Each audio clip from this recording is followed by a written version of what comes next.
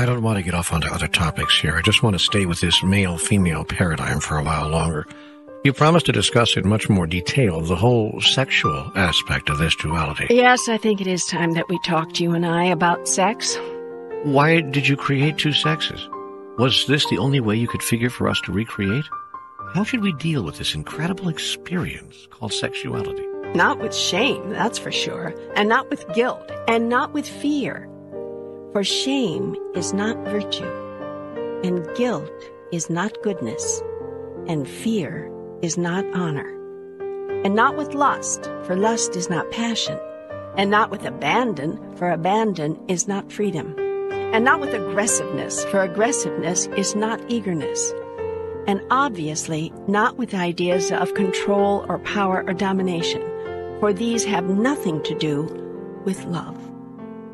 But may sex be used for purposes of simple personal gratification? The surprising answer is yes, because personal gratification is just another word for self-love. Personal gratification has gotten a bad rap through the years, which is the main reason so much guilt is attached to sex. You are told you are not to use for personal gratification something which is intensely personally gratifying. This obvious contradiction is apparent to you, but you don't know where to go with the conclusion. So you decide that if you feel guilty about how good you feel during and after sex, that will at least make it all right. It's not unlike the famous singer you all know, whom I will not name here, who receives millions of dollars for singing her songs. Asked to comment on her incredible success and the riches it has brought her, she said, "I feel almost guilty because I love doing this so much." The implication is clear. If it's something you love doing, you should not also be rewarded additionally with money. Most people earn money by doing something they hate, or something that is at least hard work, not endless joy. So the world's message is, if you feel negatively about it, then you can enjoy it. Guilt is often used by you in your attempt to feel bad about something you feel good about, and thus reconcile yourself with God, who you think does not want you to feel good about anything. You are especially not to feel good about joys of the body, and absolutely not about, as your grandmother used to whisper, sex. Well, the good news is it's all right to love sex. It's also all right to love yourself. In fact, it's mandatory. What does not serve you is to become addicted to sex or anything else. But it is okay to fall in love with it. Practice saying this 10 times each day. I love sex. Practice saying this 10 times. I love money. Now you want a really tough one? Try saying this 10 times. I love me. Here are some other things you are not supposed to love. Practice loving them. Power, glory, fame, success, winning. Want some more? Try these. You should really feel guilty if you love these. The adulation of others. Being better. Having more. Knowing how. Knowing why. Not enough? Wait, here's the ultimate guilt. You should feel the ultimate guilt if you feel that you know God. Isn't that interesting? All through your life, you have been made to feel guilty about the things you want most. Yet I tell you this, love, love, love the things you desire, for your love of them draws them to you. These things are the stuff of life. When you love them, you love life. When you declare that you desire them, you announce that you choose all the good that life has to offer. So choose sex, all the sex you can get. And choose power, all the power you can muster. And choose fame, all the fame you can attain. And choose success, all the success you can achieve. And choose winning, all the winning you can experience. Yet do not choose sex instead of love, but as a celebration of it. And do not choose power over, but power with. And do not choose fame as an end in itself, but as a means to a larger end. And do not choose success at the expense of others, but as a tool with which to assist others. And do not choose winning at any cost, but winning that costs others nothing. and even brings them gain as well. Go ahead and choose the adulation of others, but see all others as beings upon which you can shower adulation, and do it.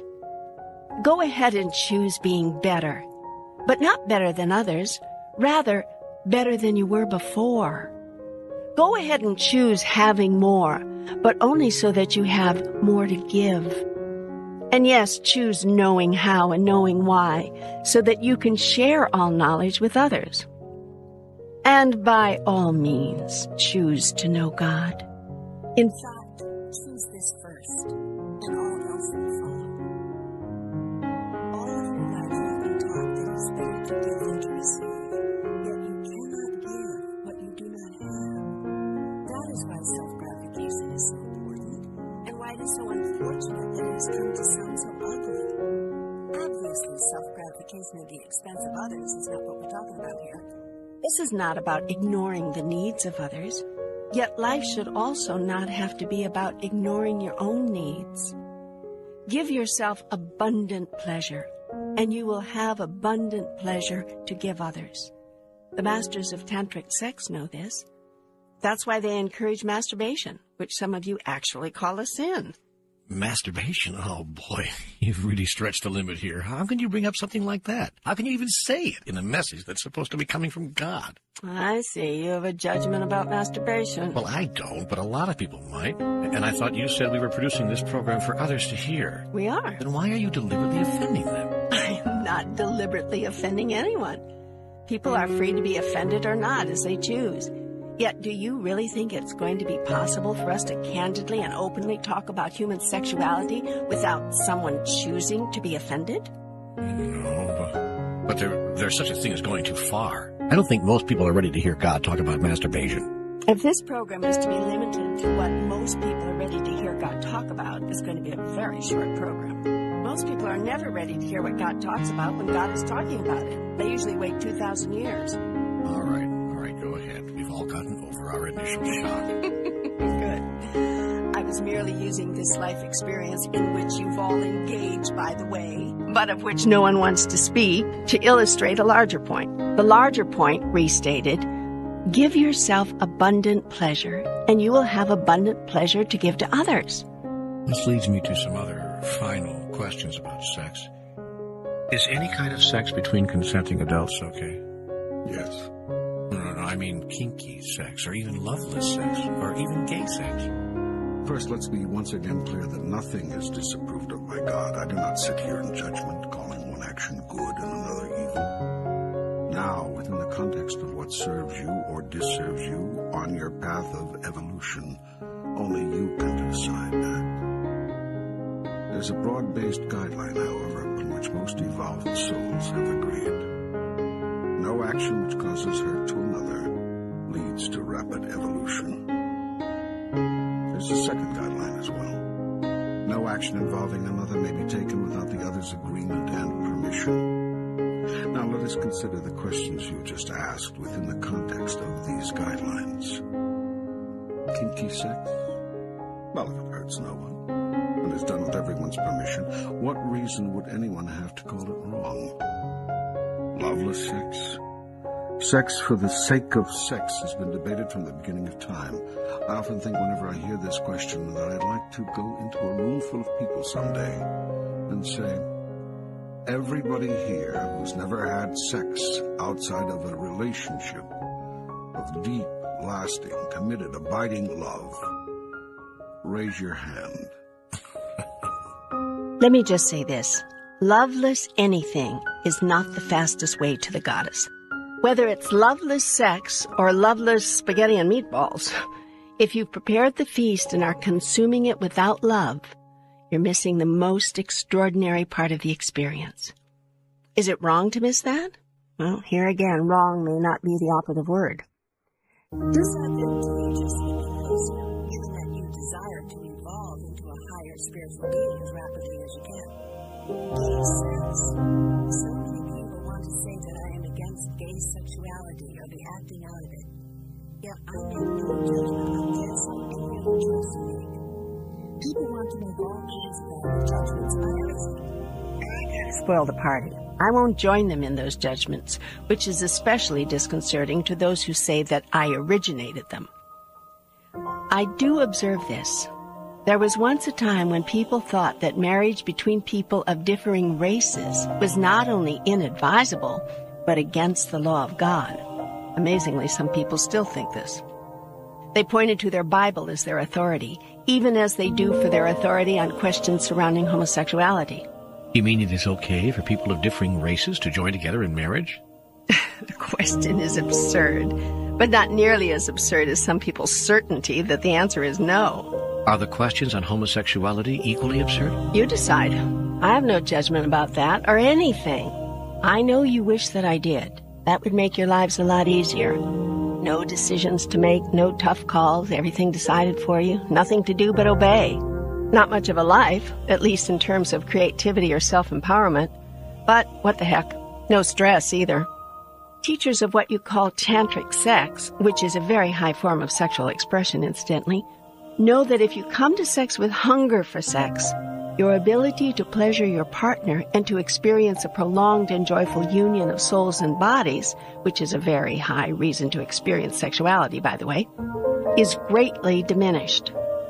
Tantric lovers, therefore, often self-pleasure before they pleasure each other. This is frequently done in the presence of each other, and usually with the encouragement and help and loving guidance of each other. Then, when initial hungers have been satisfied, the deeper thirst of the two, the thirst for ecstasy through prolonged union, can be gloriously satisfied. The mutual self-pleasuring is all part of the joyfulness, the playfulness, the lovingness of sexuality fully expressed. It is one of several parts. The experience you call coitus or intercourse might come at the end of a 2-hour encounter of love, or it might not. For most of you, it is very nearly the only point of a 20-minute exercise. That is 20 minutes if you're lucky. You know, I had no idea this was going to turn into a sex manual. It's not. But it wouldn't be so bad if it did. Most people have a lot to learn about sexuality and its most wondrous, beneficial expression. I was nevertheless still seeking to illustrate the larger point. The more pleasure you give yourself, the more pleasure you can give to another. Likewise, if you give yourself the pleasure of power, you have more power to share with others. The same is true of fame, wealth, glory, success, or anything else which makes you feel good. By the way, I think it's time we looked at why a certain thing does make you feel good. Okay, I give up. Why? Feeling good is the soul's way of shouting, "This is who I am." Have you ever been in a classroom where the teacher was taking attendance, calling the roll, and when your name was called, you had to say, "Here"? Yeah, yes. Well, feeling good is the soul's way of saying here. Now, a lot of people are ridiculing this whole idea of doing what feels good. They say this is the road to hell. Yet I say it is the road to heaven. Much depends, of course, on what you say feels good. In other words, what kinds of experiences feel good to you. Yet I tell you this, no kind of evolution ever took place through denial. If you are to evolve, it will not be because you've been able to successfully deny yourself the things that you know feel good, but because you've granted yourself these pleasures and found something even greater. For how can you know that something is greater if you've never tasted the lesser? Religion would have you take its word for it. That is why all religions ultimately fail. Spirituality, on the other hand, will always succeed. Religion asks you to learn from the experience of others. Spirituality urges you to seek your own. Religion cannot stand spirituality, cannot abide it. Spirituality may bring you to a different conclusion than a particular religion, and this no known religion can tolerate. Religion encourages you to explore the thoughts of others and accept them as your own. Spirituality invites you to toss away the thoughts of others and come up with your own. Feeling good is your way of telling yourself that your last thought was truth, that your last word was wisdom, that your last action was love. To notice how far you have progressed, to measure how highly you have evolved, simply to see what makes you feel good. And don't seek to force your evolution. Evolve further, faster, by denying what feels good or stepping away from it. Self-denial is self-destruction. Yet also know this: self-regulation is not self-denial. Regulating one's behavior is an active choice to do or not do something based on one's decision regarding who they are. If you declare that you are a person who respects the rights of others, a decision not to steal or rob from them, not to rape and plunder, is hardly self-denial. It is self-declaration. That is why it is said that the measure of how far one has evolved is what makes one feel good. If acting irresponsibly, if behaving in a way which you know might damage others or cause hardship or pain is what makes you feel good, then you have not evolved very far. Awareness is the key here, and it is the task of the elders in your families and communities to create and spread this awareness among the young. It is likewise the job of God's messengers to increase awareness among all peoples, so that they may understand that what is done to or for one is done to or for all, because we are all one. When you come from we are all one, it is virtually impossible to find that hurting another feels good. So-called irresponsible behavior vanishes. It is within these parameters that evolving beings seek to experience life. It is within these parameters that I say, grant yourself permission to have all that life has to offer, and you will discover it has more to offer than you've ever imagined. You are what you experience. You experience what you express. You express what you have to express. You have what you grant yourself. I love this. I love this. But can we get back to the original question? Yes. I created two sexes for the same reason I put the yin and yang in everything, in the whole universe. They are part of the yin and the yang, this male and this female. They are the highest living expression of it in your world. They are the yin and the yang in form, in one of many physical forms. The yin and yang, the here and the there, the this and the that, the up and the down, the hot and the cold, the big and the small, the fast and the slow, the matter and the antimatter. All of it is necessary for you to experience life as you know it. How may we best use this thing called sexual energy? Lovingly, Openly, playfully, joyfully, fully, outrageously, passionately, sacredly, romantically, humorously, spontaneously, touchingly, creatively, unabashedly, sensually, and of course, frequently. There are those who say that the only legitimate purpose of human sexuality is procreation. Rubbish. Procreation is the happy after effect, not the logical forethought of most human sexual experience. The idea that sex is only to make babies is naive. And the corollary thought that sex should therefore stop when the last child is conceived is worse than naive. It violates human nature, and that is the nature I gave you. Sexual expression is the inevitable result of an eternal process of attraction and rhythmic energy flow, which fuels all of life. I have built into all things an energy that transmits its signal throughout the universe. Every person, animal, plant, rock, tree, every physical thing sends out energy like a radio transmitter. You are sending off energy, emitting energy right now, from the center of your being in all directions. This energy, which is you, moves outward in wave patterns. The energy leaves you, moves through walls, over mountains, past the moon, and into forever. It never, ever stops. Every thought you've ever had colors this energy. When you think of someone, if that person is sensitive enough, he or she can feel it. Every word you've ever spoken shapes it. Everything you've ever done affects it. The vibration, the rate of speed, the wavelength, the frequency of your emanations shift and change constantly with your thoughts, moods, feelings, words, and actions. You've heard the saying, sending off good vibes. And it's true. That's very accurate. Now every other person is naturally doing the same thing. So the ether, the air between you, is filled with energy. The matrix of intertwining, interwoven personal vibes that form a tapestry more complex than you could ever imagine. This weave of the combined energy field within which you live, it is is powerful and affects everything, including you.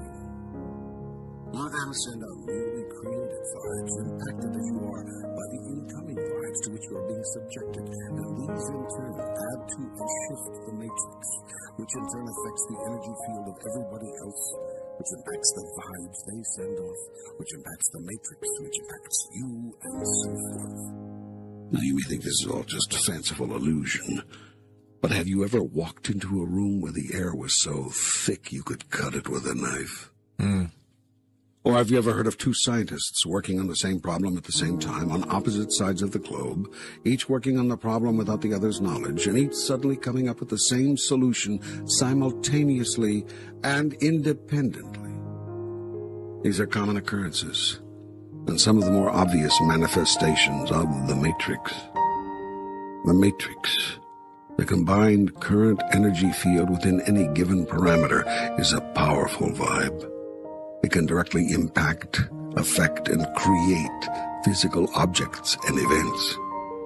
Wherever two or more are gathered in my name.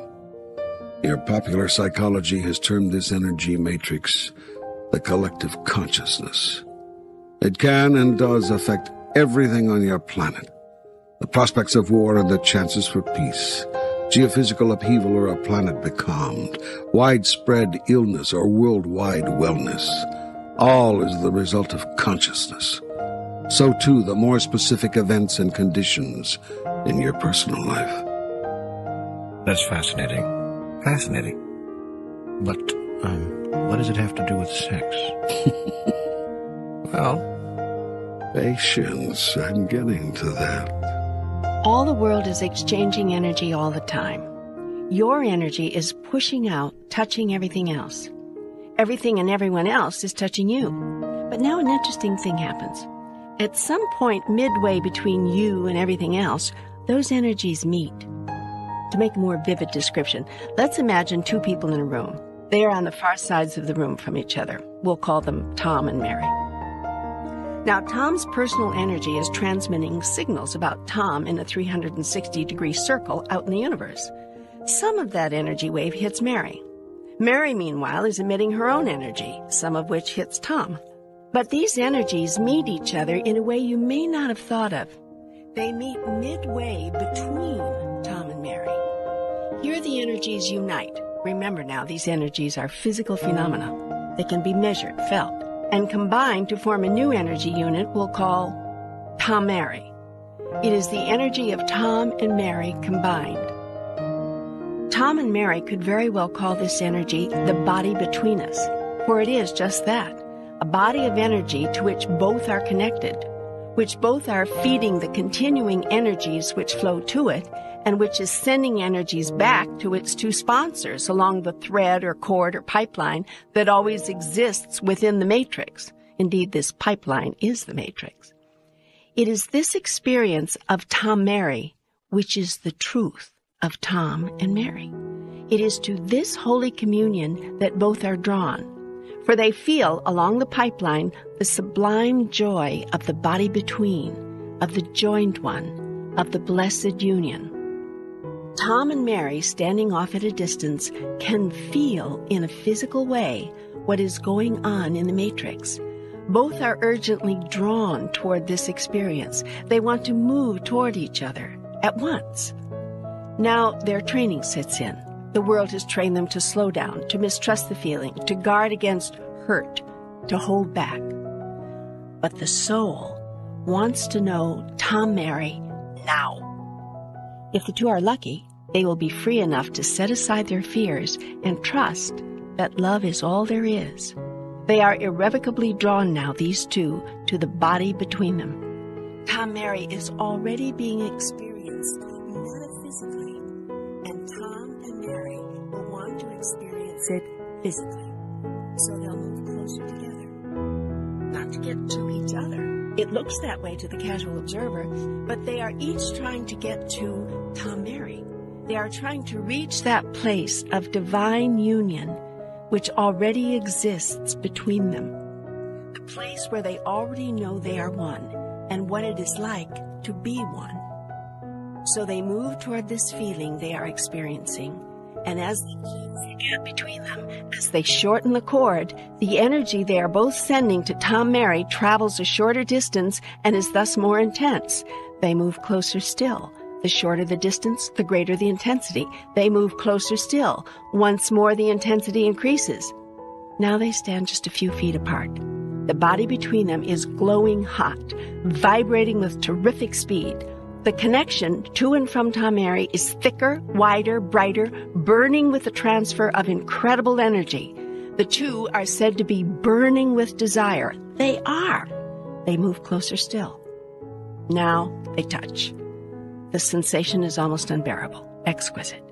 They feel at the point of their touch all the energy of Tom Mary, all the compacted, intensely unified substance of their combined being.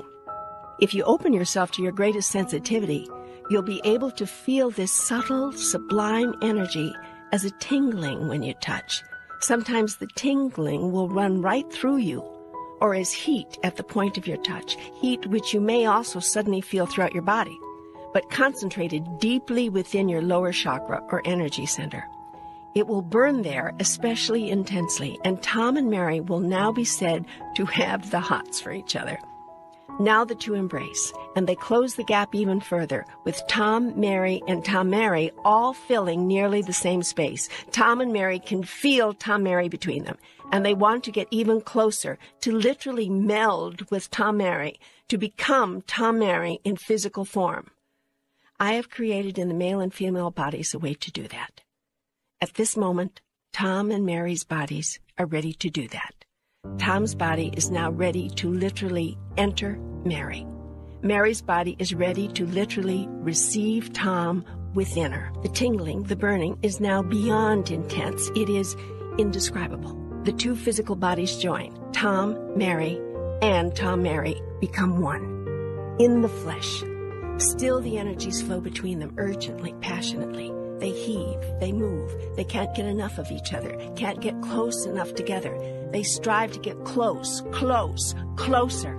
They explode, literally, and their entire physical bodies convulse. The vibration sends ripples to their fingertips. In the explosion of their oneness, they have known the God and the Goddess, the Alpha and the Omega, the All and the Nothing, the essence of life, the experience of that which is. There are physical chemistries as well. The two have become one. And a third entity often is created of the two in physical form. Thus, an outpicturing of Tom Mary is created. Flesh of their flesh, blood of their blood. They have literally created life. Have I not said that ye are gods?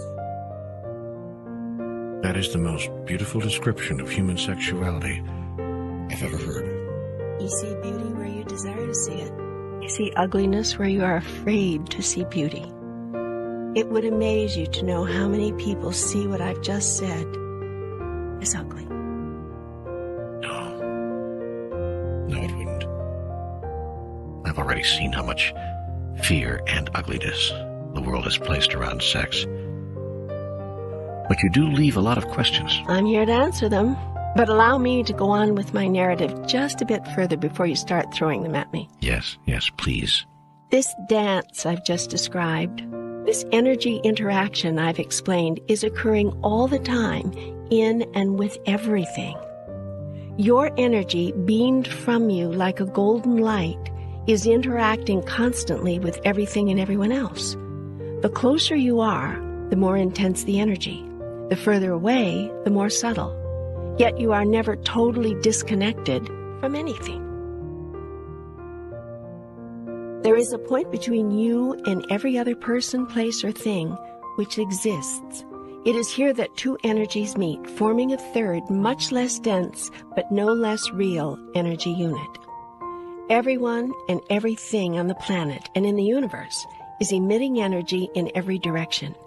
This energy mixes with all other energies, crisscrossing in patterns of complexity beyond the ability of your most powerful computers to analyze. The crisscrossing, intermingling, intertwining energies racing between everything that you call physical is what holds physicality together. This is the matrix of which I have spoken. It is along this matrix that you send signals to each other, messages, meanings, healings, and other physical effects, created sometimes by individuals, but mostly by mass consciousness. These innumerable energies are, as I have explained, attracted to each other. This is called the law of attraction. In this law, like attracts like. Like thoughts attract like thoughts along the matrix. And when enough of these similar energies clump together, so to speak, their vibrations become heavier, they slow down, and some become matter. Thoughts do create physical form, and when many people are thinking the same thing, there is a very high likelihood their thoughts will form a reality. That is why "we'll pray for you" is such a powerful statement. There are enough testimonies to the effectiveness of unified prayer to fill a book. It is also true that unprayer-like thoughts can create effects. A worldwide consciousness of fear, for instance, or anger, or lack or insufficiency can create that experience across the globe or within a given locale where those collective ideas are strongest. The Earth nation you call the United States, for example, has long thought itself to be a nation under God, indivisible, with liberty and justice for all. It is not a coincidence that this nation rose to become the most prosperous on earth. It is also not surprising that this nation is gradually losing all that it has worked so hard to create. But this nation seems to have lost its vision. The terms under God, indivisible meant just that. They expressed the universal truth of unity, oneness, a matrix very difficult to destroy. But the matrix has been weakened. Religious freedom has become religious righteousness, bordering on religious intolerance. Individual freedom has all but vanished as individual responsibility has disappeared. The notion of individual responsibility has been distorted to mean every man for himself. This is the new philosophy that imagines itself to be hearkening back to the early American tradition of rugged individualism. But the original sense of individual responsibility upon which the American vision and the American dream was based found its deepest meaning and its highest expression in the concept of brotherly love. What made America great was not that every man struggled for his own survival, but that every man accepted individual responsibility for the survival of all. America was a nation that would not turn its back on the hungry, would never say no to the needy, would open its arms to the weary and the homeless, and would share its abundance with the world. Yet as America became great, Americans became greedy. Not all, but many. And as time went on, more and more. As Americans saw how good it was possible to have it, they sought to have it even better. And there was only one way to have more and more and more. Someone else had to have less and less and less. As greed replaced greatness in the American character, there was less room for compassion for the least among the people. The less fortunate were told it was their own damned fault. They didn't have more. After all, America was the land of opportunity, was it not? No one except the less fortunate found it possible to admit that America's opportunity was limited, institutionally, to those already on the inside track. In general, these have not included many minorities, such as those of certain skin color or gender. Americans became arrogant internationally as well. As millions starved across the globe, Americans threw away enough food each day to feed entire nations. America was generous with some, yes, but increasingly her foreign policy came to be an extension of her own vested interests. America helped others when it served America to do so. That is, when it served America's power structure, America's richest elite, with a military machine that protected those elite and their collective assets. America's founding ideal, brotherly love, had been eroded. Now any talk of being your brother's keeper is met with a new brand of Americanism.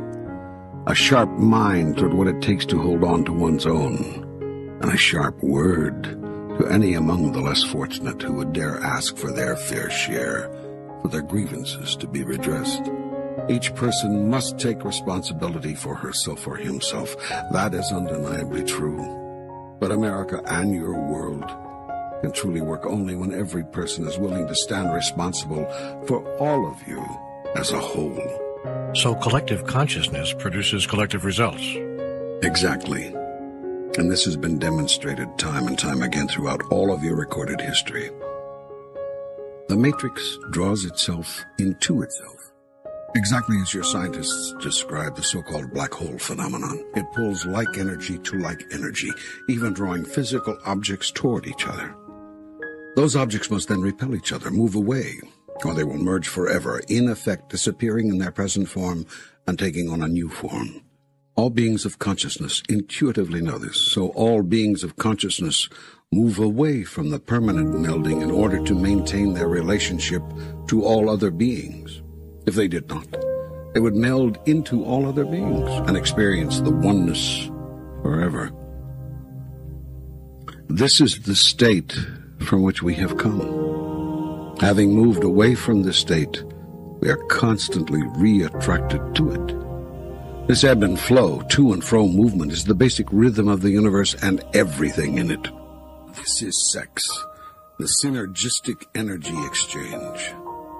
You are constantly being attracted, compelled toward union with one another and with all that is in the matrix. Then at the moment of unity, being repelled by conscious choice away from that unity. Your choice is to remain free of it so that you can experience it. For once you become part of that unity and remain there, you cannot know it as unity, since you no longer know separation. Put another way, for God to know itself as the all of it, God must know itself as not the all of it. In you and in every other energy unit of the universe, God knows itself as the parts of all, and thus gives itself the possibility of knowing itself as the all in its own experience. I can only experience what I am by experiencing what I am not. Yet I am what I am not. That's a fully defined dichotomy. Hence the statement, I am that I am. Now, as I said, this natural ebb and flow, this natural rhythm of the universe, typifies all of life, including the very movements that create life in your reality. Toward each other you are compelled, as if by some urgent force, only to pull away and separate, only to urgently push toward each other again, once more to separate, and again to hungrily, passionately, urgently seek total union. Together, apart, together, apart, together, apart, your bodies dance in a movement so basic, so instinctual, that you have very little conscious awareness of deliberate action. At some point, you shift into automatic. No one needs to tell your bodies what to do. They simply do it with the urgency of all of life. This is life itself, expressing itself as life itself. And this is life itself producing new life in the bosom of its own experience. All of life works on such a rhythm. All of life is the rhythm. And so, all of life is imbued with the gentle rhythm of God, what you call the cycles of life. Food grows in such cycles. Seasons come and go. Planets spin and circle. Suns explode and implode and explode again. Universes breathe in and breathe out. All of it happens, all of it, in cycles, in rhythms, in vibrations, matching the frequencies of God, Goddess, the All. For God is the All, and the Goddess is everything, and there is nothing else that is, and all that ever was is now, and ever shall be, is your world without end. Amen. The interesting thing about talking with you is that you always leave me with more questions than answers. Now I have questions about politics as well as sex. Some say they're the same thing, that in politics all you ever do is get... Wait a minute, you're not going to use an obscenity, are you? Well, yes, I thought I would shock you a little. Hey, cut it out. God isn't supposed to talk like that. Then why do you? Well, most of us don't. The hell you don't. Well, those people who are God-fearing don't. Oh, I see. You have to fear God in order not to offend him. And who says I am offended anyway by a simple word? Finally, don't you find it interesting that a word some of you use in the height of passion to describe great sex you also use as your highest insult? Does that tell you anything? I think you've gotten confused.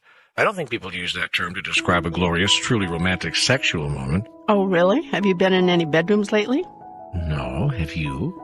I am in all of them, all of the time. Well, that should make us all feel comfortable. What? Are you saying that you do things in your bedroom that you wouldn't do in front of God? Most people aren't comfortable with anyone watching, much less God. Yet in some cultures, Aboriginal, some Polynesian, lovemaking is done quite openly. Yes, well, most people haven't progressed to that level of freedom. In fact, they would consider such behavior regression to a primitive pagan state. These people you call pagans have an enormous respect for life. They know nothing of rape, and there are virtually no killings in their societies. Your society puts sex, a very natural, normal human function, under cover, then turns around and kills people right out in the open. That is the obscenity. You've made sex so dirty, shameful, taboo, that you're embarrassed to do it. Nonsense. Most people simply have a different, they might even say a higher, sense of propriety about sex. They consider it a private interacting, for some, a sacred part of their relationship. Lack of privacy does not equal lack of sanctity. Most of humanity's most sacred rites are performed in public. Do not confuse privacy with sanctity. Most of your worst actions are done in private, and you save only your best behavior for public display. This is not an argument for public sex. It is merely a noting that privacy does not necessarily equal sanctity, nor does publicity rob you of it. As for propriety, that single word and the behavioral concept behind it have done more to inhibit men's and women's greatest joys than any other human construction, except the idea that God is punitive, which finished the job. Apparently you don't believe in propriety. The trouble with propriety is that someone has to set the standards. This means automatically that your behaviors are being limited, directed, dictated by someone else's idea of what should bring you joy. In matters of sexuality, as in all other matters, this can be more than limiting. It can be devastating. I can think of nothing more sad than a man or woman feeling they'd like to experience some things, then holding back because they think that what they've dreamt of, fantasized about, would violate the standards of propriety. Mind you, it's not something that they wouldn't do, it's just something that violates propriety. Not just in matters of sexuality, but in all of life. Never, ever, ever fail to do something simply because it might violate someone else's standards of propriety. If I had one bumper sticker on my car, it would read, "Violate propriety." I would certainly put such a sign in every bedroom.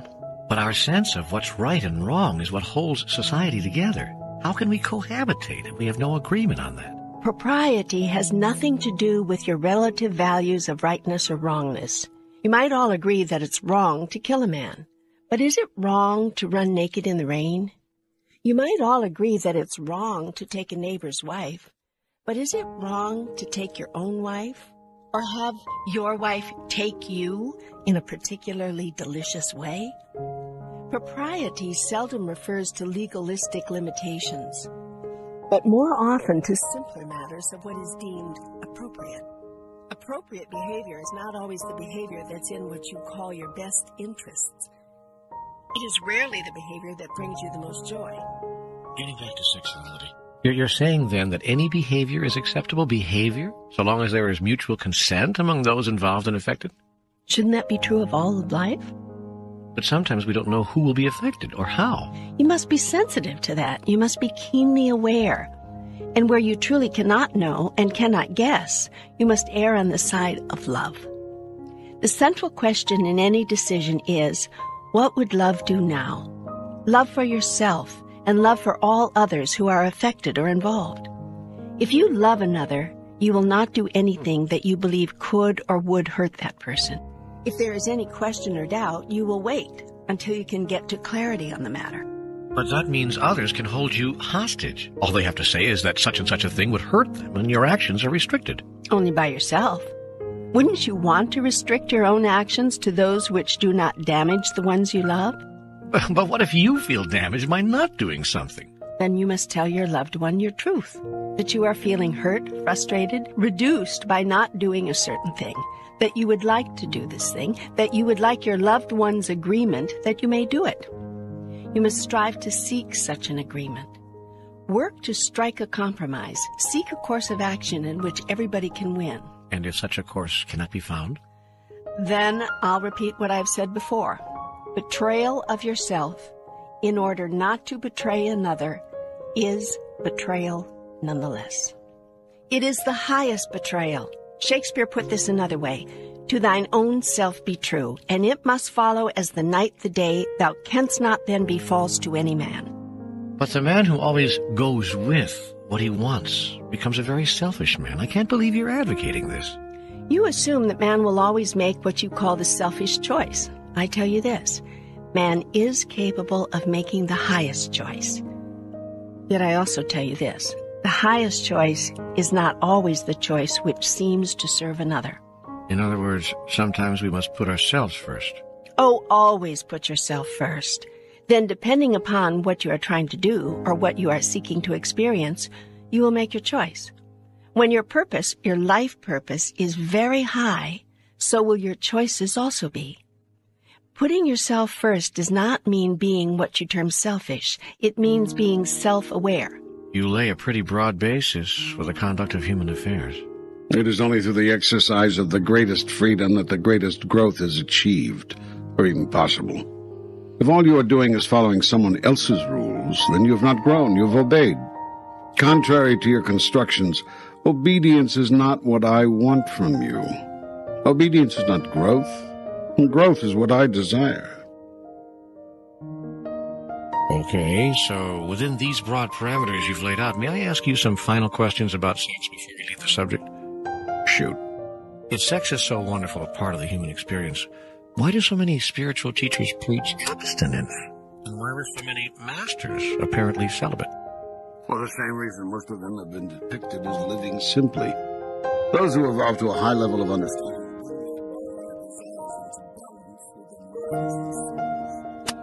You are three-part beings, and most people experience themselves as a body. Even the mind is forgotten after age 30. No one reads anymore, no one writes, no one teaches, no one learns. The mind is forgotten. It is not nourished. It is not expanded. No new input, the minimum output required. The mind is not fed. It is not awakened. It is lulled, dulled. You do everything you can to disengage it. Television, movies, pulp paperbacks. Whatever you do, don't think, don't think, don't think. So most people live life on a body level. Feed the body, clothe the body, give the body stuff. Most people haven't read a good book. I mean a book from which they can learn something. In years. But they can tell you the entire television schedule for the week. There's something extraordinarily sad in that. The truth is, most people don't want to have to think. They elect leaders, they support governments, they adopt religions requiring no independent thought. Make it easy for me. Tell me what to do. Most people want that. Where do I sit? When do I stand? How shall I salute? When do I pay? What do you wish me to do? What are the rules? Where are my boundaries? Tell me, tell me, tell me. I'll do what somebody just tell me. Then they get disgusted, disillusioned. They followed all the rules. They did as they were told. What went wrong? When did it turn sour? Why did it fall apart? It fell apart the moment you abandoned your mind. The greatest creative tool you ever had. It's time to make friends with your mind again. Be a companion to it. It's felt so alone. Be a nourisher of it. It's been so starved.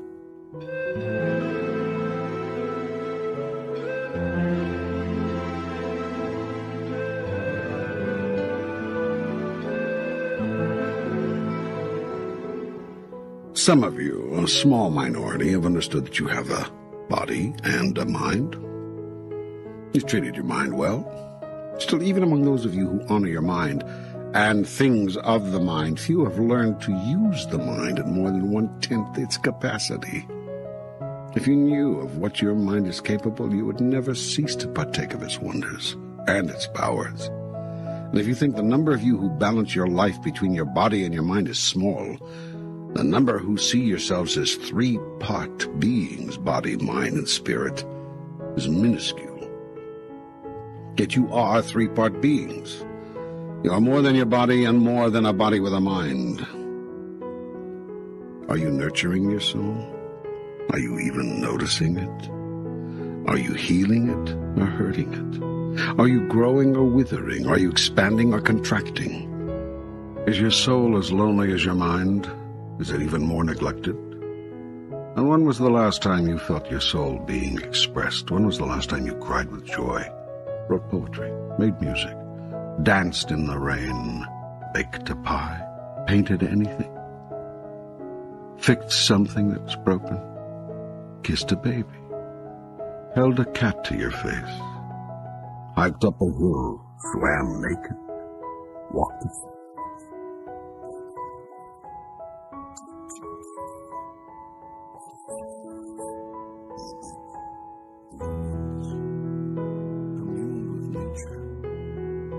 Searched for God. When was the last time you sat alone with the Spirit?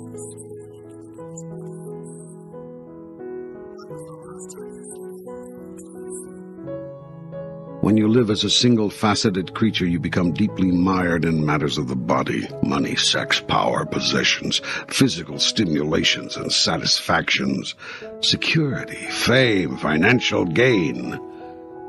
When you live as a dual-faceted creature, you broaden your concerns to include matters of the mind: companionship, creativity, stimulation of new thoughts, new ideas, creation of new goals, new challenges, personal growth. When you live as a 3-part being, you come at last into balance with yourself. Your concerns include matters of the soul, spiritual identity, life purpose, relationship to God, path of evolution, spiritual growth, ultimate destiny. As you evolve into higher and higher states of consciousness, you bring into full realization every aspect of your being. Yet evolution does not mean dropping some aspects of self in favor of others. It simply means expanding focus, turning away from almost exclusive involvement with one aspect toward genuine love and appreciation for all aspects. Then why do so many people despise Because they do not believe that humans can achieve a balance.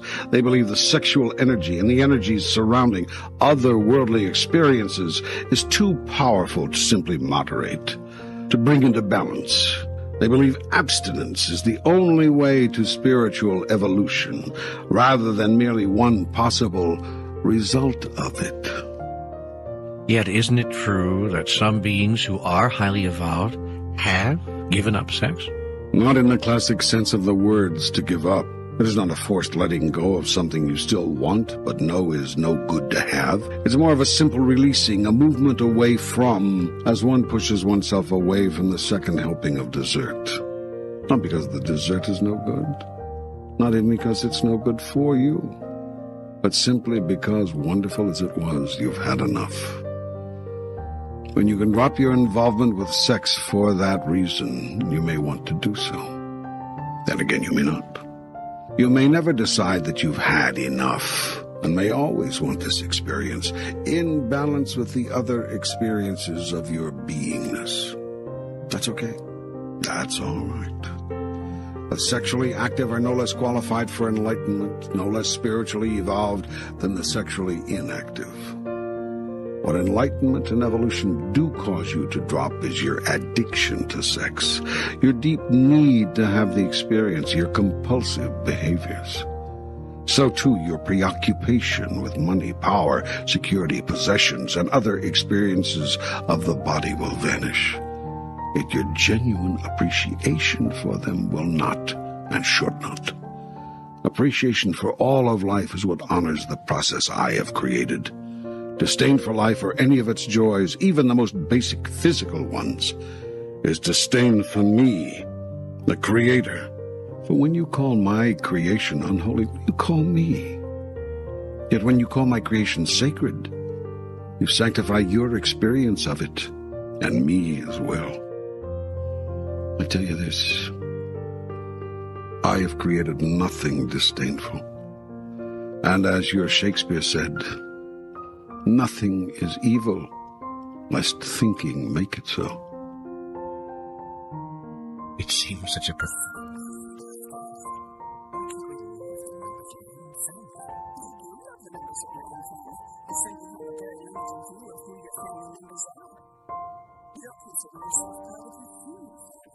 So the problems of the human family are not your own. How can the people's feelings change their life? That depends on what you want to change it to. While we are living on separations, I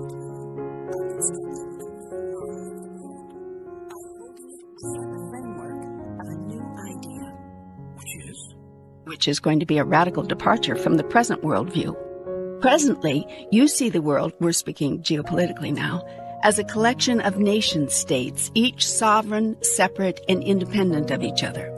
The internal problems of these independent nation-states are, by and large, not considered the problems of the group as a whole, unless and until they affect the group as a whole, or the most powerful members of that group. The group as a whole reacts to the conditions and problems of individual states based on the vested interests of the larger group. If no one in the larger group has anything to lose, conditions in an individual state could go to hell and no one would much care. Thousands can starve to death each year. Hundreds can die in civil war. Despots can pillage the countryside. Dictators and their armed thugs can rape, plunder, and murder. Regimes can strip the people of basic human rights, and the rest of you will do nothing. It is, you say, an internal problem. But when your interests are threatened there, when your investments, your security, your quality of life is on the line, you rally your nation and try to rally your world behind you and rush in where angels fear to tread. You then tell the big lie, claiming you are doing what you are doing for humanitarian reasons to help the oppressed peoples of the world, when the truth is, you're simply protecting your own interests. The proof of this is where you do not have interests, you don't have concern. Hey, the world's political machinery operates on self-interest. What else is new? Something will have to be new if you wish your world to change. You must begin to see someone else's interests as your own. This will happen only when you reconstruct your global reality and govern yourselves accordingly. Are you talking about a one-world government? I am. You know, you promised you'd get into larger geopolitical issues facing the planet, but I didn't think you would enter this debate. Let me ask you some questions about sex and children. At what age is it appropriate to allow children to become aware of sexuality as a life experience? Children are aware of themselves as sexual beings, which is to say as human beings, from the outset of their lives. What many parents on your planet now do is try to discourage them from noticing that. If a baby's hand goes to the wrong place, you move it away. If a tiny child begins to find moments of self-pleasure in its innocent delight with its own body, you react in horror and pass that sense of horror on to your child. The child wonders, what did I do? What did I do? Mommy's mad. What did I do? With your race of beings, it has not been a question of when you introduce your offspring to sex. It has been a question of when you stop demanding that they deny their own identity as sexual beings. Somewhere between the ages of 12 and 17, most of you give up the fight already and say essentially, although naturally not with words, you don't speak of these things. Okay, now you can notice that you have sexual parts and sexual things to do with them. Yet by this time, the damage has been done. Your children have been shown for 10 years or more that they are to be ashamed of those body parts. Some are not even told the proper name for them. They hear everything from wee-wee to your bottom to words some of you must strain mightily to invent, all to avoid simply saying penis or vagina. Having thus gotten very clear that all things having to do with those parts of the body are to be hidden, not spoken of, denied, your offspring then explode into puberty, not knowing at all what to make of what's going on with them. They've had no preparation at all. Of course, then they act miserable, responding to their newest and most urgent urges awkwardly, if not inappropriately. This is not necessary, nor do I observe it as serving your offspring, far too many of whom enter their adult lives with sexual taboos, inhibitions, and hang-ups to beat the band. Now, in enlightened societies, offspring are never discouraged, reprimanded, or corrected when they begin to find early delight in the nature of their very being. Nor is the sexuality of their parents, that is, the identity of their parents as sexual beings, particularly avoided or necessarily hidden. Naked bodies, whether of the parents or the children or their siblings, are seen and treated as being totally natural, totally wonderful, and totally okay, not as things of which to be ashamed. Sexual functions are also seen and treated as totally natural, totally wonderful, and totally okay. In some societies, parents couple in full view of their offspring. And what could give children a greater sense of the beauty and the wonder and the pure joy and the total okayness of the sexual expression of love than this? For parents are constantly modeling the rightness and wrongness of all behaviors. And children pick up subtle and not so subtle signals from their parents about everything through what they see their parents thinking, saying, and doing. As noted earlier, you may call such societies pagan or primitive, yet it is observable that in such societies, rape and crimes of passion are virtually non-existent. Prostitution is laughed at as being absurd, and sexual inhibitions and dysfunctions are unheard of.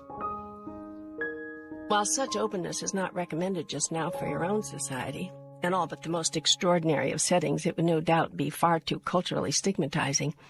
It is time that the so-called modern civilizations on your planet do something to end the repression, guilt, and shame which too often surrounds and characterizes the totality of your society's sexual expression and experience. Suggestions? Ideas? Stop teaching children from the very beginning of their lives that things having to do with the very natural functioning of their bodies are shameful and wrong. Discontinue demonstrating to your offspring that anything sexual is to be hidden. Allow your children to see and observe the romantic side of you. Let them see you hugging, touching, gently fondling. Let them see that their parents love each other, and that showing their love physically is something that is very natural and very wonderful. It would surprise you to know in how many families such a simple lesson has never been taught. When your children begin to embrace their own sexual feelings, curiosities, and urges, cause them to connect this new and expanding experience of themselves with an inner sense of joy and celebration, not guilt and shame. And for heaven's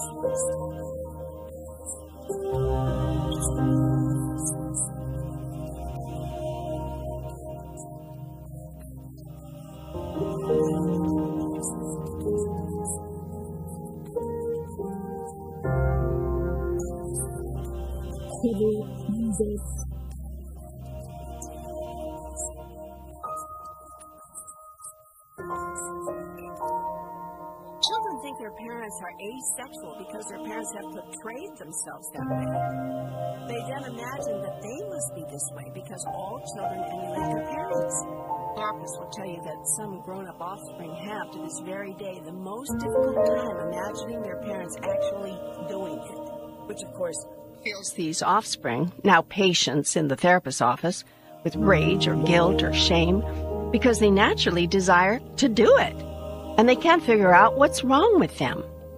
So talk about sex with your children, laugh about sex with your children, teach them and allow them and remind them and show them how to celebrate their sexuality. That is what you can do for your children. And you do this from the day they are born, with the first kiss, the first hug, the first touch they receive from you, and that they see you receiving from each other. Thank you. I was so hoping that you'd bring some sanity to this subject. But one final question. When is it appropriate to specifically introduce or discuss or describe sexuality with your children? They will tell you when the time has come. Each child will make it clear unmistakably if you are really watching and listening. It comes in increments, actually. It arrives incrementally, and you will know the age-appropriate way of dealing with the incremental arrival of your child's sexuality if you are clear. if you are finished with your own unfinished business about all of this. How do we get to that place? Do what it takes. Enroll in a seminar, see a therapist, join a group, read a book, meditate on it. Discover each other. Most of all, discover each other as male and female again. Discover, revisit, regain, reclaim your own sexuality. Celebrate that. Enjoy that. Own that. Own your own joyful sexuality. And then you can allow and encourage your children to own theirs. Now, getting away from the consideration of children and moving back to the larger subject of human sexuality, I have to ask you one more question. And it may seem impertinent and it may seem flippant even, but I can't let this dialogue end without asking it. Well, stop apologizing and just ask it. Yes, all right. Well, is there such a thing as too much sex? No, of course not. But there is such a thing as too much of a need for sex. I suggest this. Enjoy everything. Need nothing. Including people? Including people. Especially people. Needing someone is the fastest way to kill a relationship. But we all like to feel needed. Then stop it. Like to feel unneeded instead. But the greatest gift you can give someone is the strength and the power not to need you for nothing. Okay, I'm ready to move on. You promised to talk about some of the larger aspects of life on Earth. And ever since your comments about life in the United States, I've wanted to talk more about all of this. Yes, good. I want to address some of the larger issues facing your planet, and there is no larger issue than the education of your offspring. We're not doing that well, are we? I can tell by the way you brought that up. Well, of course, everything is relative. Relative to what you say you are trying to do, no, you're not doing it well. I thought so. Everything I say here, everything I've included in this discussion so far and have caused to be placed in this document must be put into that context. I'm not making judgments of rightness or wrongness, goodness or badness. I simply make observations of your effectiveness relative to what you say you are trying to do. I understand that. I know that you say you do, but the time may come, even before this dialogue is finished, when you will accuse me of being judgmental. I would never accuse you of that. I know better. Knowing better has not stopped the human race from calling me a judgmental god in the past. Well, it will stop me. We shall see. You wanted to talk about education. Indeed. I'm sure that most of you have misunderstood the meaning, the purpose, and the function of education, to say nothing of the process by which it is best undertaken. That's a huge statement, and I need some help with it. Most of the human race has decided that the meaning and the purpose and the function of education is to pass on knowledge. That to educate someone is to give them knowledge. Generally, the accumulated knowledge of one's particular family, clan, tribe, society, nation, and world. Yet education has very little to do with knowledge. Oh, you could have fooled me. Clearly. Well, what does it have to do with, then? Wisdom. Wisdom? Yes. Okay, I give up. What's the difference? Wisdom is knowledge applied. So, we are...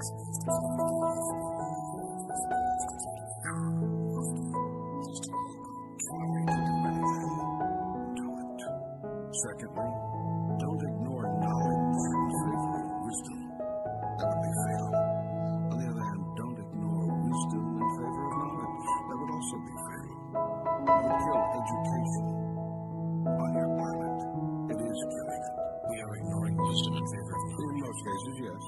How are we doing? You're teaching your children what to think instead of how to think. Explain, please. Certainly. When you give your children knowledge, you are telling them what to think. That is, you are telling them what they are supposed to know, what you want them to understand is true. When you give your children wisdom, you do not tell them what to know or what is true, but rather how to get to their own truth. But without knowledge, there can be no wisdom. Agreed. That is why I've said you cannot ignore knowledge in favor of wisdom. A certain amount of knowledge must be passed on from one generation to the next, obviously. But as little knowledge as possible, the smaller amount the better. Let the child discover for itself. Know this, knowledge is lost, wisdom is never forgotten. So our schools should teach as little as possible? Your school should turn their emphasis around. Right now they are focused highly on knowledge and paying precious little attention to wisdom. Classes in critical thinking, problem solving, and logic are considered by many parents to be threatening. They want such classes out of the curriculum. As well they might, if they want to protect their way of life. Because children who are allowed to develop their own critical thinking processes are very much likely to abandon their parents' morals, standards, and entire way of life. In order to protect your way of life, you have built an education system based upon the development in the child of memories, not abilities. Children are taught to remember facts and fictions, the fictions each society has set up about itself, rather than give the ability to discover and create their own truths. Programs calling for children to develop abilities and skills rather than memories are soundly ridiculed by those who imagine that they know what a child needs to learn. Yet what you have been teaching your children has led your world toward ignorance, not away from it. Our schools don't teach fictions, they teach facts. Now you are lying to yourself, just as you lie to your children. We lie to our children? Of course you do. Pick up any history book and see. Your histories are written by people who want their children to see the world from a particular point of view. Any attempt to expand historical accounts with a larger view of the facts is sneered at and called revisionist. You'll not tell the truth about your past to your children, lest they see you for what you really are. Most history is written from the point of view of that segment of your society you would call white Anglo-Saxon Protestant males. When females or blacks or others in the minority say, "Hey, wait a minute, this isn't how it happened," you've left out a huge part here. You cringe and holler and demand that the revisionists stop trying to change your textbooks. You don't want your children to know how it really happened. You want them to know how you justified what happened from your point of view. So I can really think of that. In the United States, you do not teach your children everything there is to know about your country's decision to drop atom bombs into Japanese cities, killing remaining hundreds of thousands of people. Rather, you give them the facts as you see them and as you want them to see them. When an attempt is made to balance this point of view with the point of view of another, in this case the Japanese, you scream and rage and rant and rave and jump up and down and demand that schools don't dare even think about presenting such data in their historical review of this important event. Thus you have not taught history at all, but politics. History is supposed to be an accurate and full account of what actually happened. Politics is never about what actually happened. Politics is always one's point of view about what happened. History reveals, politics justifies. History uncovers, tells all. Politics covers, tells only one side. Politicians hate history truly written, and history truly written speaks not so well of politicians either. And you are wearing the emperor's new clothes, for your children ultimately see right through you. Children taught to critically think, look at your history and say, "My, how my parents and elders have deluded themselves." This you cannot tolerate, so you drum it out of them. You do not want your children to have the most basic facts. You want them to have your take on a fact. Well, I think you're exaggerating here. I think you've taken this argument a little far. Really? Most people in your society don't even want their children to know the most basic facts of life. People went bananas when schools simply started teaching children how the human body functions. Now you're not supposed to tell children how AIDS is transmitted, or how to stop it from being transmitted. Unless, of course, you tell them from a particular point of view how to avoid AIDS. Then it is all right. But simply give them the facts and let them decide for themselves? Not on your life. Children are not ready to decide these things for themselves. They have to be properly guided. Have you looked at your world lately? What? What about it? That's how you've guided your children in the past. No, it's how we misguided them. If the world is in rotten shape today, and in many ways it is, it's not because we've tried to teach our children the old values, but because we've allowed them to be taught all this newfangled stuff. You really believe that, don't you?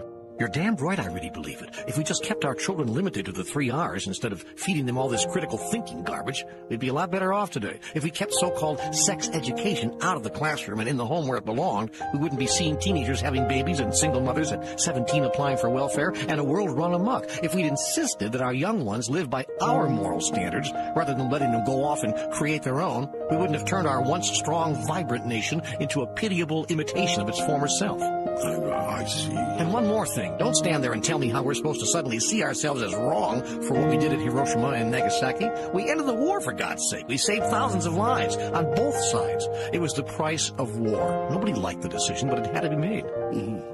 I see. Yeah, you see. You're just like all the rest of those El Pinko liberal commies. You want us to revise our history, you're all right. You want us to revise ourselves right out of existence. Then you liberals can have your way at last. Take over the world, create your own decadent societies, redistribute the wealth, power to the people, and all that crap. Except that's never gotten us anywhere. What we need is a return to the past, to the values of our forefathers. That's what we need. Done now? Yeah, I'm done. How did I do? I'm pretty good. That was really good. Well, when you've been around talk radio for a few years, it comes pretty easily. That is how people on your planet think, isn't it? You bet it is, and not just in America either. I mean, you could change the name of the country and change the name of the war, or insert any offensive military action by any nation at any time in history. Doesn't matter. Everybody thinks they're right. Everybody knows it's the other person who's wrong. Forget about Hiroshima. Insert Berlin instead, or Bosnia. Everybody knows the old values are the ones which worked, too. Everybody knows the world is going to hell, not just in America, all over. There's a hue and a cry for a return to old values and for a return to nationalism everywhere on the planet.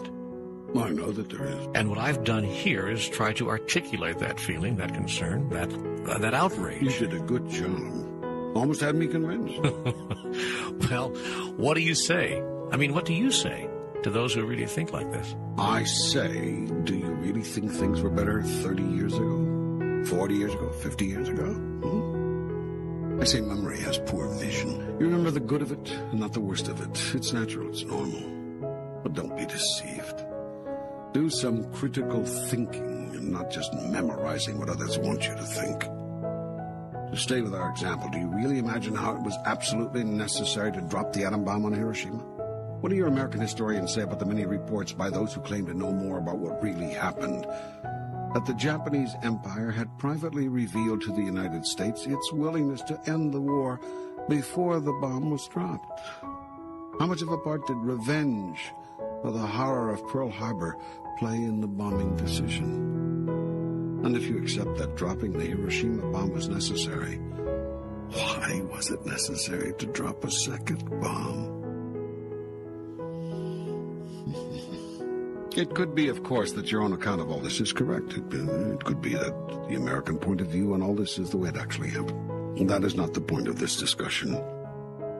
The point here is that your educational system does not allow for critical thinking on these issues, or very many other issues for that matter. Can you imagine what would happen to a social studies or history teacher in Iowa who asked a class the above questions, inviting and encouraging the students to examine and explore the issues in depth and draw their own conclusions? That is the point. You don't want your young ones drawing their own conclusions. You want them to come to the same conclusions you came to. Thus you doom them to repeat the mistakes to which your conclusions led you.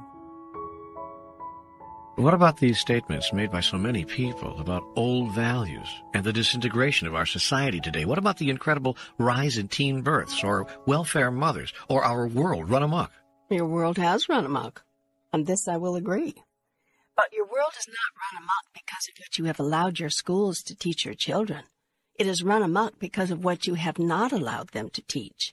You have not allowed your schools to teach that love is all there is. You have not allowed your schools to speak of a love which is unconditional. Hell, we won't even allow our religions to speak of that. That's right.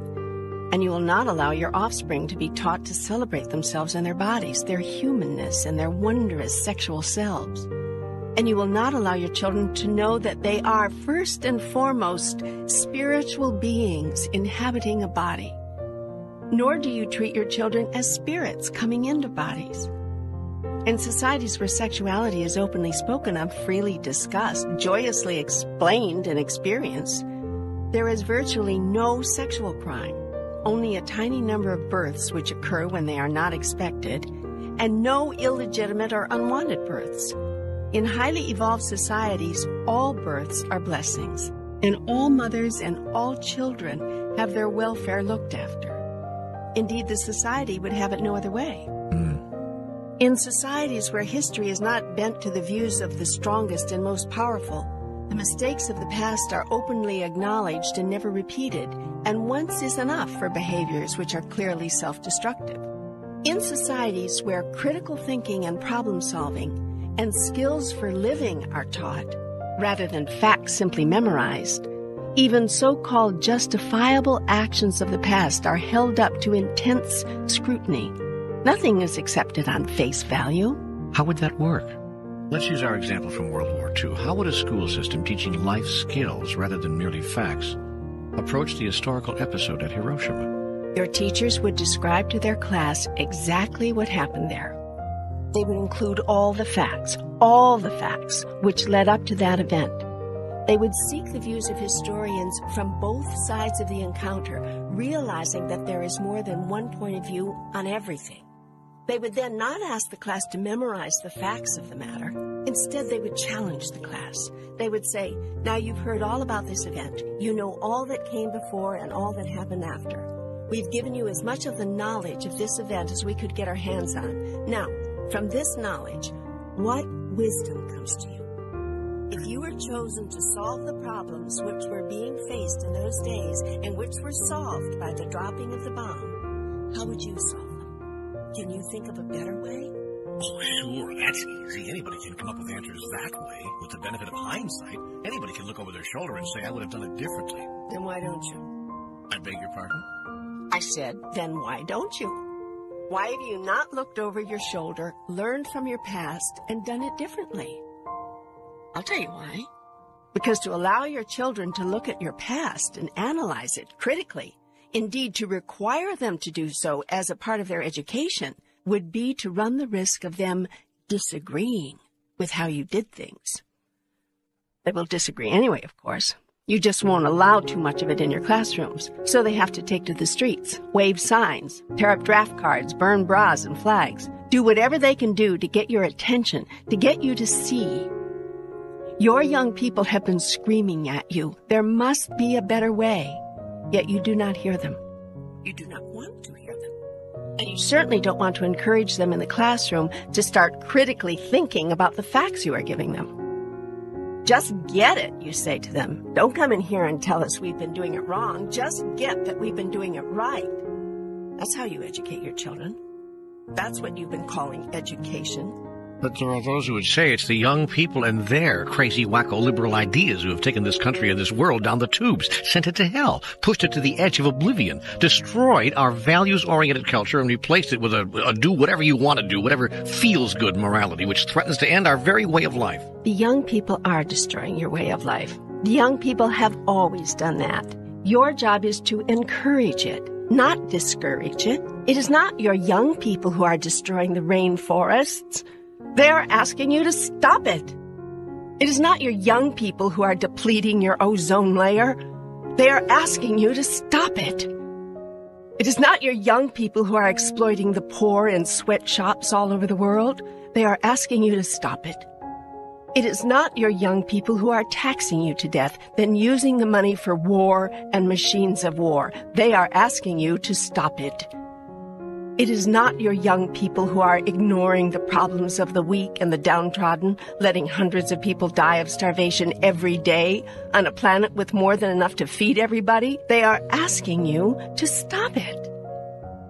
It is not your young people who are engaging in the politics of deception and manipulation. They are asking you to stop it. It is not your young people who are sexually repressed, ashamed, and embarrassed about their own bodies and passing on this shame and embarrassment to their offspring. They are asking you to stop it. It is not your young people who have set up a value system which says that might is right and a world which solves problems with violence. They are asking you to stop it.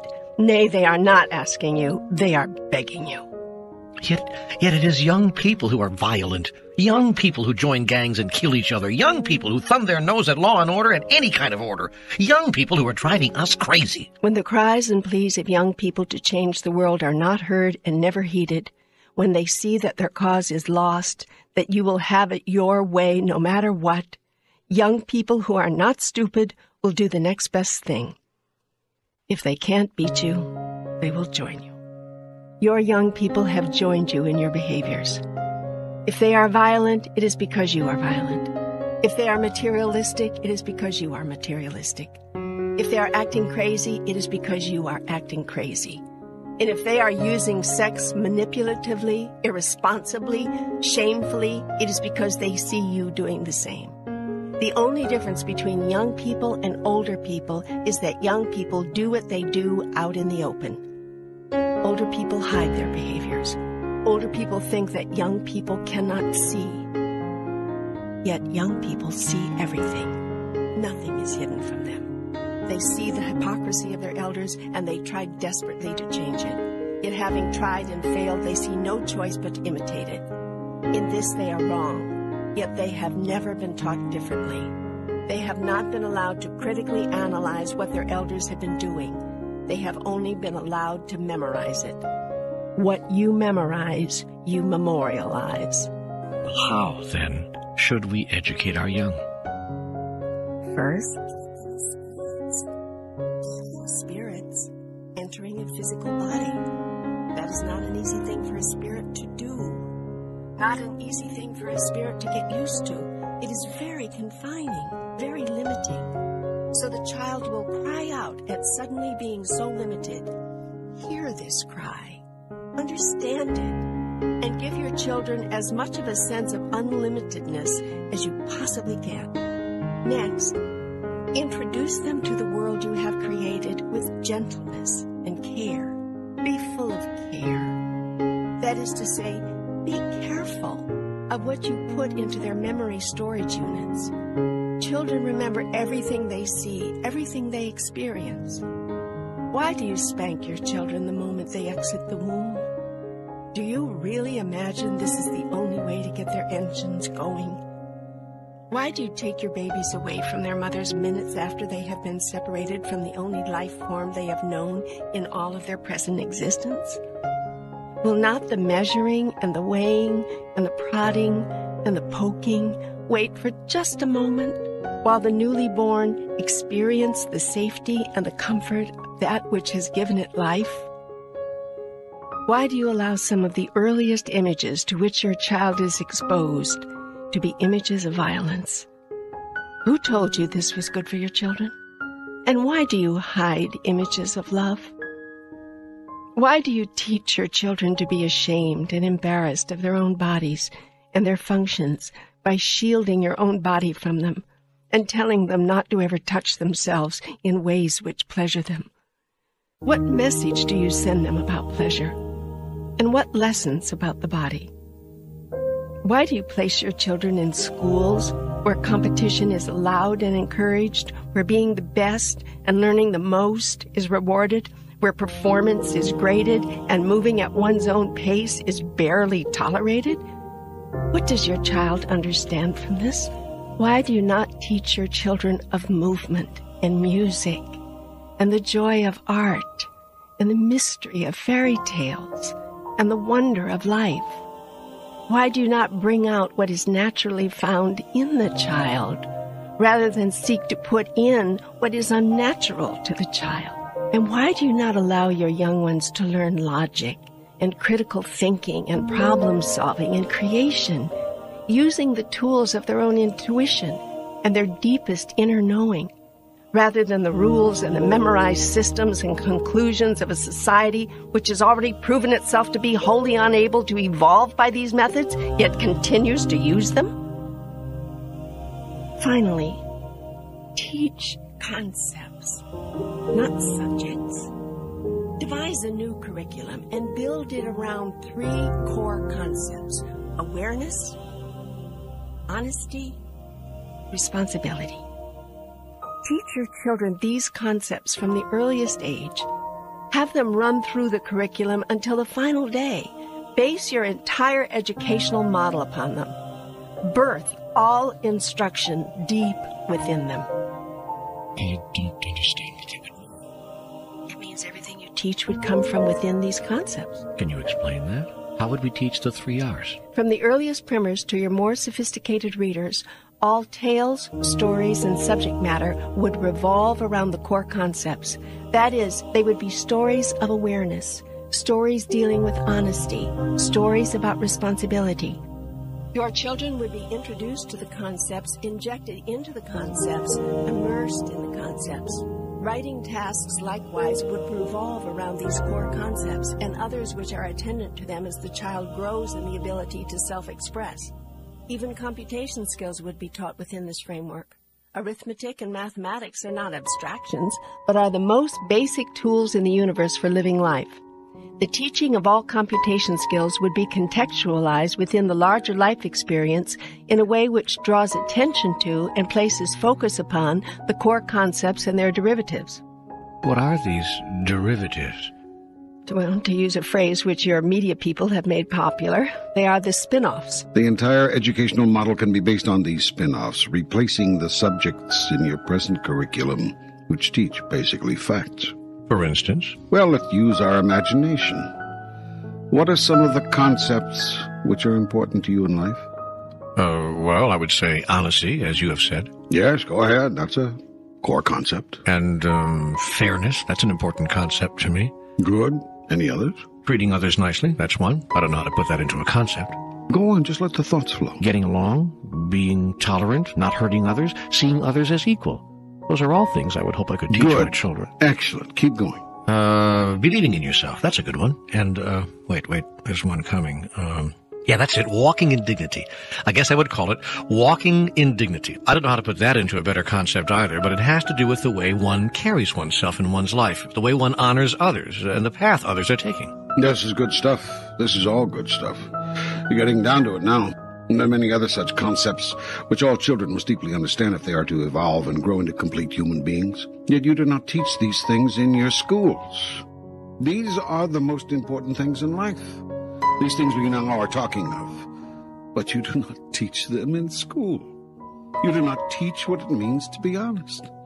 You do not teach what it means to be responsible. You do not teach what it means to be aware of other people's feelings and respectful of other people's paths. You say it is up to parents to teach these things. Yet parents can only pass on what has been passed on to them. And the sins of the father have been visited upon the son. So you are teaching in your homes the same stuff your parents taught you in their homes. So, what's wrong with that?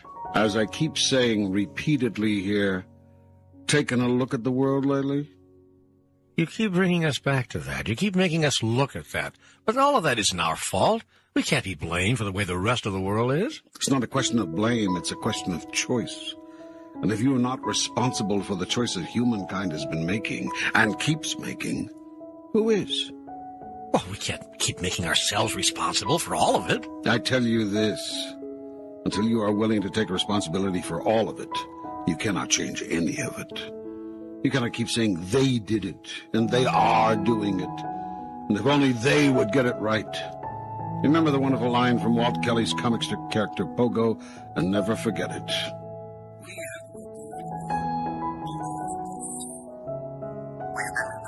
Same mistakes for hundreds of years, haven't they? You've been making the same mistakes for thousands of years. Humankind has not evolved in its most basic instincts much beyond the caveman era. Yet every attempt to change that is met with scorn. Every challenge to look at your values and maybe even restructure them is greeted with fear and then anger. Now along comes an idea for me to actually teach higher concepts in schools. Oh boy, now we're really treading on thin ice. Still, in highly evolved societies, that is exactly what is done.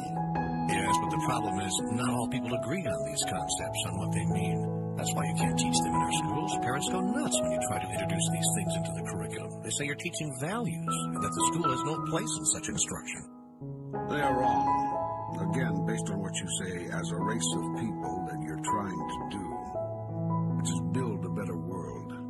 They are wrong. Schools are exactly the place for such instruction, precisely because schools are detached from parents' prejudices, precisely because schools are separated from parents' preconceived notions. You've seen what has resulted on your planet from the passing down of values from parent to child. Your planet is a mess. You don't understand the most basic concepts of civilized societies. You don't know how to solve conflict without violence. You don't know how to live without fear. You don't know how to act without self-interest. You don't know how to love without condition. These are basic understandings, and you have not even begun to approach a full comprehension of them, much less implement them after thousands and thousands of years. Is there any way out of this mess? Yes. It is in your schools. It is in the education of your young. Your hope is in the next generation and the next. But you must stop immersing them in the ways of the past. Those ways have not worked. They have not taken you where you say you want to go. Yet if you are not careful, you are going to get exactly where you are headed. So stop. Turn around. Sit down together and collect your thoughts. Create the grandest version of the greatest vision you ever had about yourselves as a human race. Then take the values and concepts which undergird such a vision and teach them in your schools. Why not courses such as Understanding Power, Peaceful conflict resolution, Elements of Loving Relationships, personhood and self-creation, Body, Mind, and Spirit, How They Function, engaging creativity, Celebrating Self, Valuing Others, joyous sexual expression, Fairness, tolerance, Diversities and Similarities, ethical economics, Creative Consciousness and Mind Power, awareness and wakefulness, Honesty and Responsibility, visibility and transparency, Science and Spirituality. Much of this is taught right now. We call it social studies. I'm not talking about a 2-day unit in a semester-long course. I'm talking about separate courses on each of these things. I'm talking about a complete revision of your school's curricula. I am speaking of a values-based curriculum. You're now teaching what is largely a fact-based curriculum. I'm talking about focusing your child's attention as much on understanding the core concepts and the theoretical structures around which their value system may be reconstructed, as you now do on dates and facts and statistics. In the highly evolved societies of your galaxy and your universe, concepts for living are taught to offspring beginning at a very early age. What you call facts, which in those societies are considered far less important, are taught at a much later age. On your planet, you have created a society in which little Johnny has learned how to read before getting out of preschool, but still hasn't learned how to stop biting his brother. And Susie has perfected her multiplication tables using flashcards and rote memory in ever earlier and earlier grades, but has not learned that there is nothing shameful or embarrassing about her body. Right now, your schools exist primarily to provide answers. It would be far more beneficial if their primary function was to ask questions. What does it mean to be honest or responsible or fair? What are the implications? For that matter, what does it mean that 2 + 2 = 4? What are the implications? Highly evolved societies encourage all children to discover and create those answers for themselves. But that would lead to chaos. As opposed to the non-chaotic conditions under which you now live your life? Okay. So it would lead to more chaos. I'm not suggesting that your schools never share with your offspring any of the things which you have learned or decided about those things. Quite to the contrary. Schools serve their students when they share with young ones what elders have learned and discovered, decided and chosen in the past. Students may then observe how all this has worked. In your schools, however, you present these data to the student as that which is right, when the data really should be offered as simply that, data. Past data should not be the basis of present truth. Data from a prior time or experience should always and only be the basis for new questions. Always the treasure should be in the question, not in the answer. And always the questions are the same. With regard to this past data, which we have shown you, do you agree or do you disagree? What do you think? Always this is the key question. Always this is the focus. What do you think? What do you think?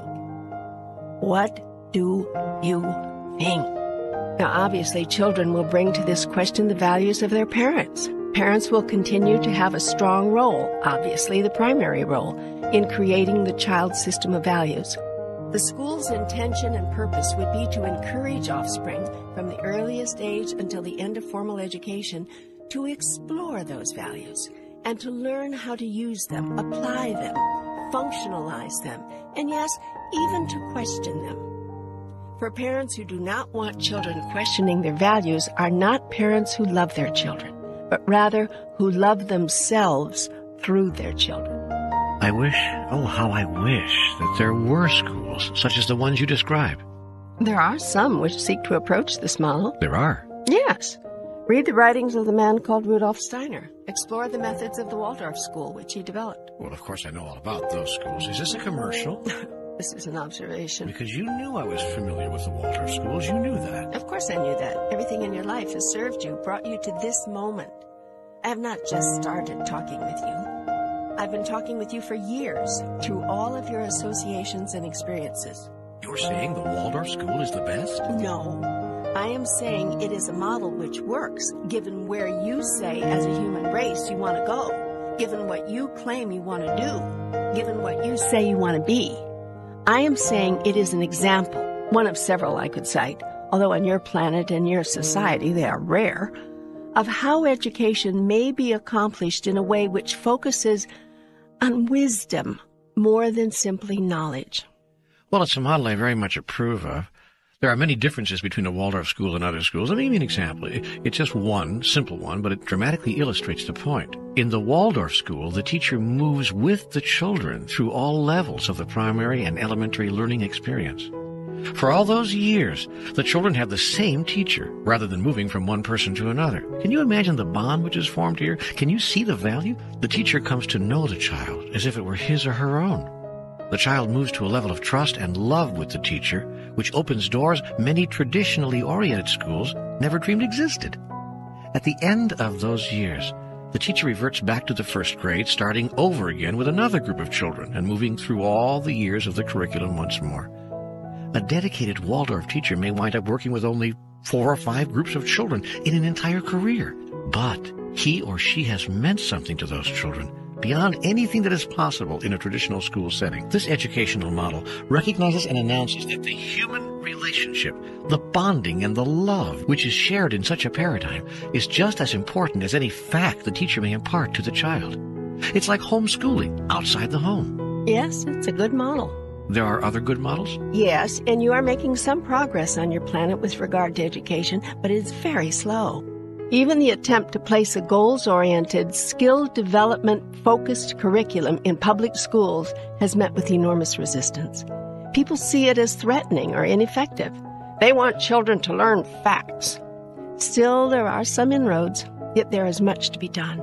And that is only one area of the human experience which could use some overhauling, given what you say as human beings that you are seeking to be. Yes, I should imagine the political arena could use some changes, too. To be sure. I've been waiting for this. This is more of what I assumed you were promising me when you told me that we would deal with planetary issues on a global scale. So can we begin to look at our human politics by my asking you, what may seem like an elementary question? No questions are undeserving or unworthy. Questions are like people. Ah, good one. Okay, then let me ask. Is it wrong to undertake a foreign policy based on your country's own vested interests? No. First, from my standpoint, nothing is wrong. But I understand how you use the term, so I will speak within the context of your vocabulary. I'll use the term wrong to mean that which is not serving you, given who and what you choose to be. This is how I've always used the terms right and wrong with you. It is always within this context, for in truth, there is no right or wrong. So, within that context, no. It is not wrong to base foreign policy decisions on vested interest considerations. What is wrong is to pretend that you're not doing so. This most countries do, of course. They take action or fail to take action for one set of reasons, then give us a rationale, another set of reasons. Why? Why do countries do that? Because governments know that if people understood the real reasons for most foreign policy decisions, the people would not support them. This is true of governments everywhere. There are very few governments which do not deliberately mislead their people. Deception is part of government. For few people would choose to be governed the way they are governed. Few would choose to be governed at all, unless government convinced them that its decisions were for their own good. This is a hard convincing, for most people plainly see the foolishness in government. So government must lie to at least try to hold the people's loyalty. Accurate.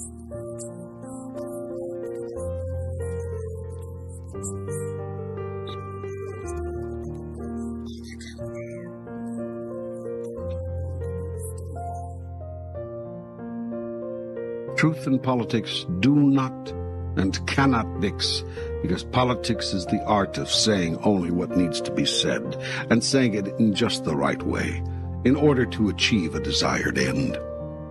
Not all politics are bad, but the art of politics is a practical art. It recognizes with great candor the psychology of most people. It simply notices that most people operate out of self-interest. So politics is the way that people of power seek to convince you that their self-interest is your own. Governments understand self-interest. That is why governments are very good at designing programs which give things to people. Originally, governments had very limited functions. Their purpose was simply to preserve and to protect. Then someone added, provide. When governments began to be the people's provider, as well as the people's protector, governments started creating society, rather than preserving. But aren't governments simply doing what the people want? Don't governments merely provide the mechanisms through which the people provide for themselves on a societal scale? For instance, in America, we place a very high value on the dignity of human life, individual freedom, the importance of opportunity, the sanctity of children. So we've made laws and asked government to create programs to provide income for the elderly so they can retain their dignity past their earning years, to ensure equal employment and housing opportunities for all people, even those who are different from us or whose lifestyle we don't agree with, to guarantee through child labor laws that a nation's children don't become a nation's slaves, and that no family with children goes without the basics of a life with dignity: food, clothing, shelter. Such laws reflect well upon your society. Yet in providing for people's needs, you must be careful not to rob them of their greatest dignity. The exercise of personal power, individual creativity, and the single-minded ingenuity which allows people to notice that they can provide for themselves. It is a delicate balance which must be struck. You people seem to know only how to go from one extreme to the other. Either you want government to do it all for the people, or you want to kill all government programs and erase all government laws tomorrow. Yes, and the problem is that there are so many who can't provide for themselves in a society which gives the best life opportunities routinely to those holding the right credentials, or perhaps not holding the wrong ones, who can't provide for themselves in a nation where landlords won't rent to large families, companies won't promote women, justice is too often a product of status, access to preventive health care is limited to those with sufficient income, and where many other discriminations and inequalities exist on a massive scale. Governments then must replace the conscience of the people? No. Governments are the people's conscience, outspoken. It is through governments that people seek, hope, and determine to correct the ills of society. That is well said, yet I repeat, you must take care not to smother yourself in laws, trying to guarantee people a chance to breathe. You cannot legislate morality. You cannot mandate equality. What is needed is a shift of collective consciousness, not an enforcer of collective conscience. Behavior and all laws and all government programs must spring from beingness, must be a true reflection of who you are. The laws of our society do reflect who we are. They say to everyone, this is how it is here in America. This is who Americans are. In the best of cases, perhaps.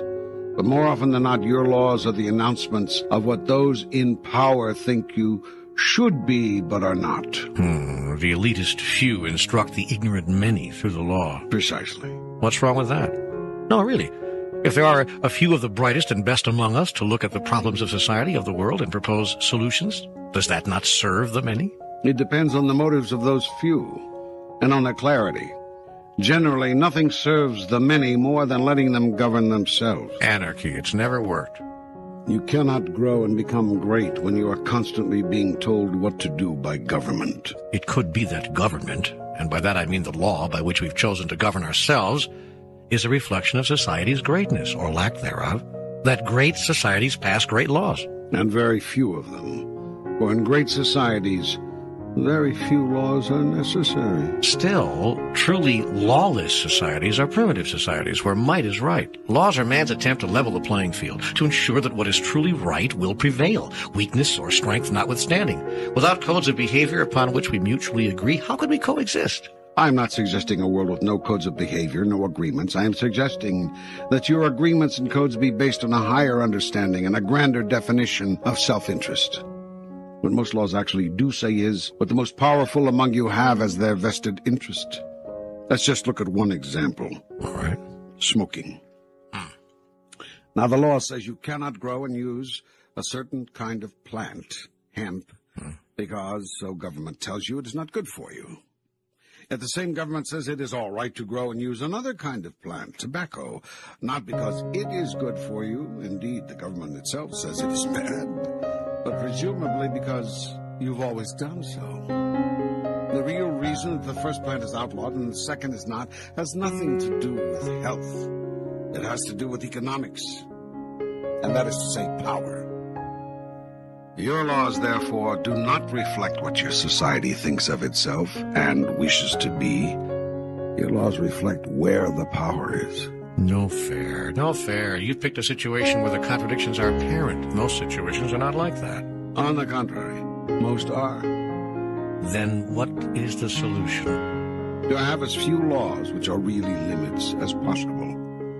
The reason the first weed is outlawed is only ostensibly about health. The truth is, the first weed is no more addictive and no more health risk than cigarettes or alcohol, both of which are protected by the law. Why is it then not allowed? Because if it were grown, half the cotton growers, nylon and rayon manufacturers, and timber products people in the world would go out of business. Hemp happens to be one of the most useful, strongest, toughest, longest-lasting materials on your planet. You cannot produce a better fiber for clothes, a stronger substance for ropes, an easier to grow and harvest source for pulp. You cut down hundreds of thousands of trees per year to give yourself Sunday papers so that you can read about the decimation of the world's forests. Hemp could provide you with millions of Sunday papers without cutting down one tree. Indeed, it could substitute for so many resource materials at 1/10 the cost.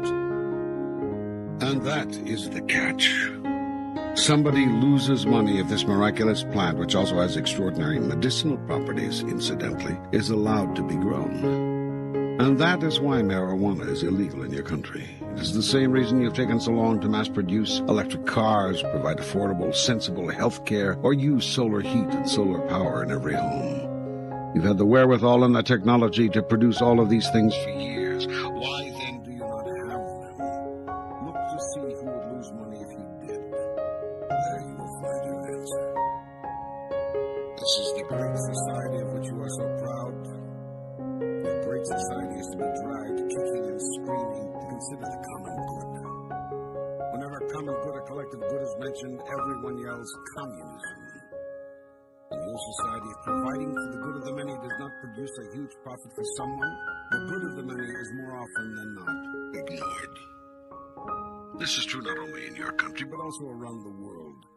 The basic question facing humankind, therefore, is, can self-interest ever be replaced by the best interests, the common interest of humankind?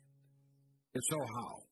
In the United States, you have tried to provide for the common interest, the best interest through laws. It failed miserably. Your nation is the richest, most powerful on the earth, and it has one of the highest infant mortality rates. Why? Because poor people cannot afford quality prenatal and postnatal care, and your society is profit-driven. I cite this as just one example of your miserable failure. The fact that your babies are dying at a higher rate than most other industrialized nations in the world should bother you. It does not. That says volumes about where your priorities are as a society. Other countries provide for the sick and needy, the elderly and infirm. You provide for the rich and wealthy, the influential and the well-placed. 85% of retired Americans live in poverty. Many of these older Americans, and most people on low income, use the local hospital emergency room as their family doctor, seeking medical treatment under only the most dire of circumstances and receiving virtually no preventive health maintenance care at all. There's no profit, you see, in people who have little to spend. They've worn out their usefulness. And this is your great society. Well, you make things sound pretty bad.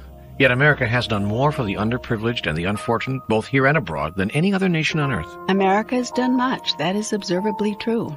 Yet do you know that as a percentage of its gross national product, the United States provides proportionately less for foreign aid than many much smaller countries? The point is that before you allow yourself to become too self-congratulatory, perhaps you should look at the world around you. For if this is the best your world can do for the less fortunate, you all have much to learn. You live in a wasteful, decadent society. You've built into virtually everything you make what your engineers call planned obsolescence. Cars cost 3 times as much and last a third as long.